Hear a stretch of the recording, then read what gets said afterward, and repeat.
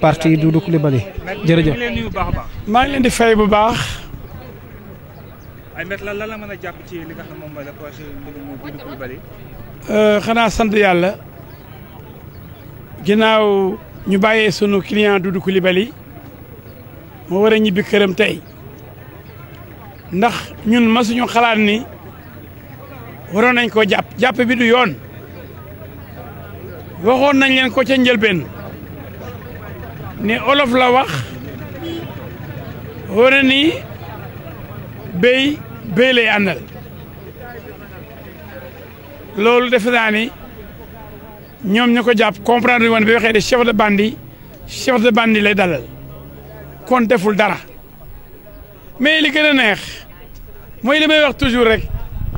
dafa am benn délit boo xam ne chaque jour ñu indi ko chaque jour tribunal dàq ko parce que lu amul dañ naan dañ lay topp ndax da nga tooñ offensé koo xam ni am na cër yoo xam ne mu ko jëlee ci président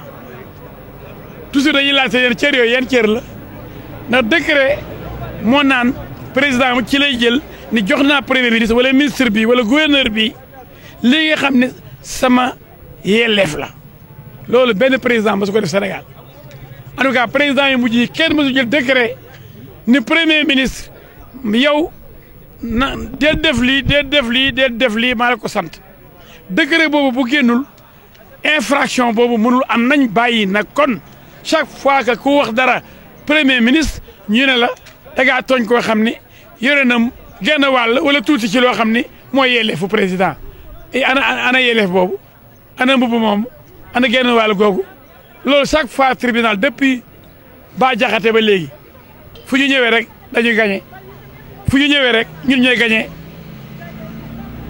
procureur ñoo ñooy gagné parquet ndax ba léegi loolu kenn mënu koo taxawal demoon naa fi sax ba piégé procureur ci audience bi di ko waaw yow lan la président jox premier ministre ba tax nga ne am na yelleef benn parti bu mu yore procureur bi ñëwoon audience ba jaxate mu ne mooy contreseing mooy signature bi premier ministre def ci décret yi bu président signé ba pare ma ne ko daanu nga ndax contreseing constitution bi moo ko jox directement premier ministre du président moo ko may premier ministre ma ne ko procureur daanu nga keroog noonu lañ daanoo bañ relaxé sunu client boobu ba léegi nag chaque fois ñu indi ko ku tudd PM rek ñu ne dal nga ci koo xam ni dafa am cër boo xam ne président moo ko jox comme ni ko loi waxee ñu ne cër boobu kañ la ko président bind ba jox ko masul am kon moo tax tey it gañe nañu tey nee nañ relax purement et simplement Doudou Coulibaly du chef de défense à une personne ayant tout au parti des prérogatives du président mooy koo xam ne am nga ay yelleef yoo xam ne ak cër yoo xam ne président moo la ko jox kooku nañ ko bàyyi waay bi ci des ñu ne président turc dañ koo tooñ waaw président Erdogan bi ko tooñee am na fi ambassadeur am na fi consul moom néewul dañ koo tooñ waaye on veut être plus royaliste que le roi waaye Samba Alar am na Sénégal ah yow da ngay tooñ président diw premier ministre Netanyahu mais day rey Banda Gaza mu ngi rey rek président turc ba rey kenn du ko wax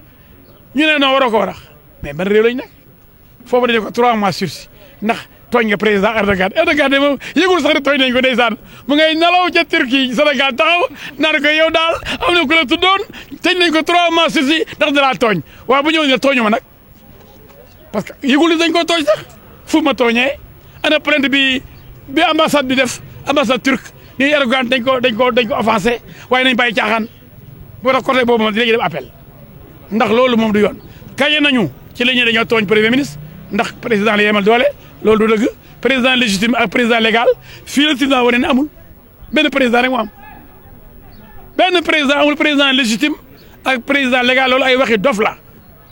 waaye nag Sénégal la bëri ay dof léegi li am ni ñu ne dañuy effacer juge yi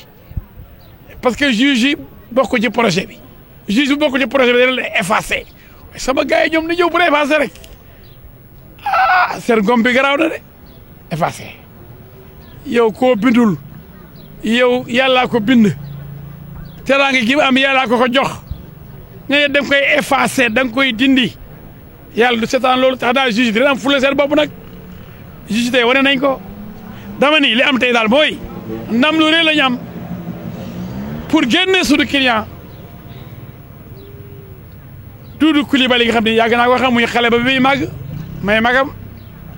muy ko xam liggéeyam ñu bëgg koo jaay doole ndax xëy na rek wax na loo xam ne neexul ñenn ñi waaye nag ah heureusement am na ñoo xam ne ñoo fi nekk di atte li ñu attee di nekk d'accord ci parti président Erdogan bi mais wane nañ ni Doudou Coulibaly warul tëdd prison man du ma ñëw ci feebar beeg li ko dal yëpp mais dañ ko warul tëj même bu dul feebar bi ku deful dara yaa ngi toog ci plateau di wax li ngay wax saaga woo sàccoo fenoo manipulé woo kenn dëgg ngay wax waaye Erdogan li muy def Turquie mais nit ñi xam nañ ko xam nañ ndax Turquie am na démocratie wala déet léegi ana maire capitale ba dañu ko tëj am na lu fi xew ñu jàpp ay junni tëj ko tëj leen donc est-ce que Turquie démocratie la loolu yëpp si journaliste yi am nañu droit waxtaan ci nag waaye ku wax dee même président mu fi nekkoon sax boo ko turee dee xanaa ko dañ tëj presse bi yëpp li métti na di loolu la amoon wax loolu la ñu amoon lu ñu leen di wax tey vraiment am nañ mbégte loolu bi ñu bàyyee Doudou ndax deful dara mais duñ d'accord ci ne président Erdogan kenn ko tudd kon kenn du tudd mam ki nekk Israël deta ñëw rek si nit boobu di bombardé di rey rek yooyu ko ku la tudd dee kon président mu defee leen àll ci àll ba kenn du ko tudd daal Sénégal ñoo waane jërëjëf. Merci maître. Jërëjëf. C'est bon. Le français, vous n'avez pas besoin. Maître, capitaine de tir sur le dossier de Doudou Coulibaly.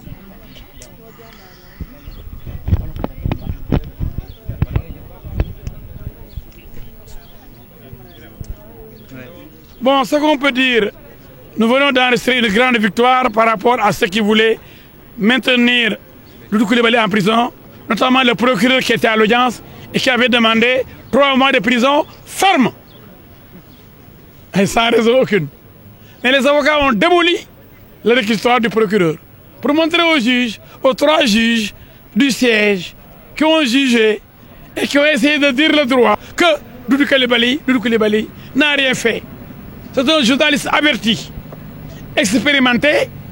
et qui n'a offensé personne. D'abord, le premier délit qu'on a voulu lui coller, c'est le délit d'offense à une personne ayant tout ou partie des prérogatives du chef de l'État, du président de la République. Ce délit, depuis le début de cette alternance, on essaie de l'asseoir. Depuis le procès Bah Diakhaté, on nous a parlé de ce délit. Avec Moustapha Diakhaté, etc., on nous parle toujours de ce délit qui n'existe pas parce que le président, depuis qu'il est installé à la tête de cet État, n'a pas encore pris un décret pour donner certaines de ses prérogatives à un Premier ministre ou à des ministres. Cela est faux. Il n'y a jamais eu de personne ici détenant des prérogatives du chef de l'État. Qu'on nous montre cela. Aucun décret donnant des pouvoirs à quelqu'un d'autre de la part du président. Cela n'existe guère. Mais on s'entête chaque fois, on veut toujours poursuivre les gens qui critiquent le Premier ministre. Alors qu'il n'y a pas de offense au Premier ministre. Ils n'osent pas le dire. Ils disent offense à quelqu'un ayant... Ils veulent créer un délit d'offense au PM qui n'existe pas. La preuve, il n'existe pas de délit d'offense au Premier ministre. Et ils veulent contourner cela pour l'amener et le créer. C'est pourquoi chaque fois qu'on vient devant le tribunal, on relaxe nos clients du chef de prévention d'offense à une personne ayant tout ou partie des prérogatives du président de la République. Donc Doudou Coulibaly est relaxé pour ce chef de prévention. Maintenant, il a été condamné à 3 mois, assorti du sursis pour offense au président turc, à un chef d'État étranger. Là, vraiment, nous sommes choqués. Le Sénégal doit waner.